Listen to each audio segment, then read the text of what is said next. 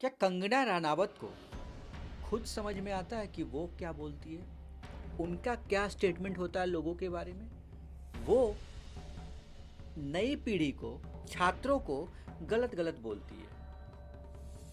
जब उनके बारे में कोई ओपिनियन देता है तो उन्हें बुरा लग जाता है और फिर वो बेचारी बन जाती है, वोमेन कार्ड खेलना शुरू कर देती है। क्या आपने भी ये नोटिस किया है? वो छात्रों को, स्टूडेंट को, जो भारत के युवा पीढ़ी हैं, उनको वो गटर छाप बोलती है, महिलाओं को गलत गलत टिप्पणी करती है। लेकिन उन्हें कोई कुछ बोलता है, जब उनको उसके बदले में कोई कुछ बोलता है तो उन्हें बुरा लग जाता है और फिर वो रोने लगती है। हाय मुझे ये बोल दिया, हाय मुझे ये बोल दिया। अगर आप सुन नहीं सकते हो ना तो बोलो भी मत। आप इस देश की सबसे बड़ी पार्टी का नेता हो, लोकसभा में बैठती हो आप, राज्यसभा में बैठती हो, जहाँ भी बैठती हो आप रिप्रेजेंट करती हो। आपका बचपन कैसा गया, आपका जवानी कैसा गया, आपने कभी नोटिस किया? वो तो यही वाली बात हो गई ना, 100 चूहा खा के बिल्ली चले हज पे। शायद यही कहावत है ना। उन्हें अपने अंदर कोई भी गलती नजर नहीं आता है।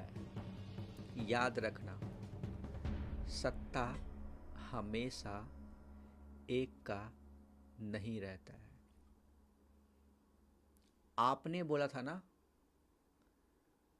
आपने बोला था ना कि आपका जब मकान गिराया गया था तो आपको बुरा लगा था, और आपने बोला था कि कभी आपकी भी सरकार जाएगी।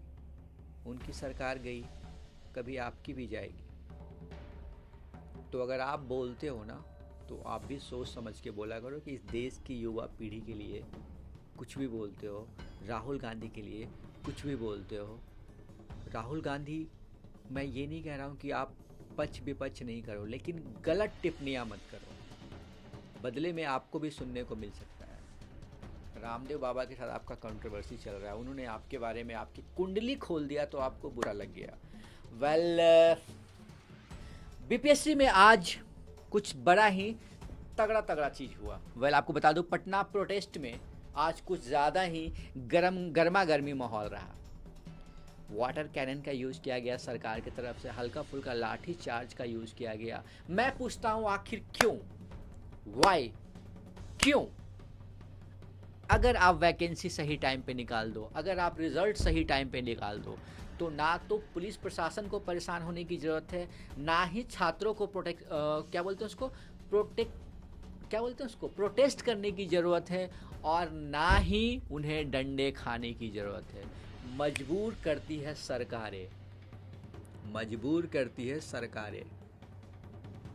ना वो वैकेंसी टाइम पे निकालती है, ना वो जॉब दे पाती है सही से। अगर एग्ज़ाम निकलवाती है तो भी पेपर लीक हो जाता है। तो फिर लास्ट में क्या बचता है बच्चों के पास? सरकार के खिलाफ प्रोटेस्ट करना।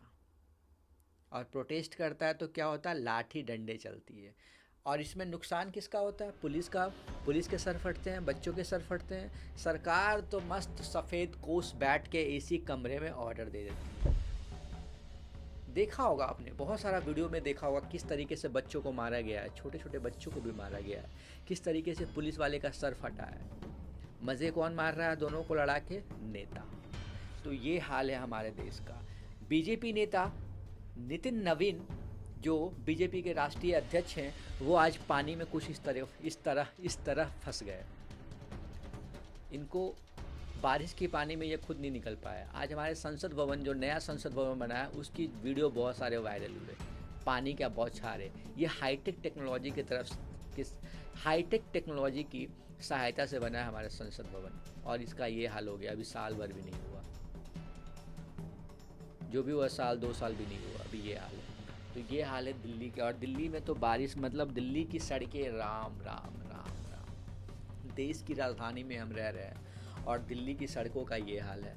बच्चे फंसे हुए, एम्बुलेंस फंसा हुआ है, ये हाल है। मैं ये नहीं कह रहा हूँ बीजेपी ने ये किया, रेखा गुप्ता ने ये किया, आम आदमी पार्टी ने ये किया, लेकिन किया तो सफ़ेद कोश ने, किया तो ये नेताओं ने ना।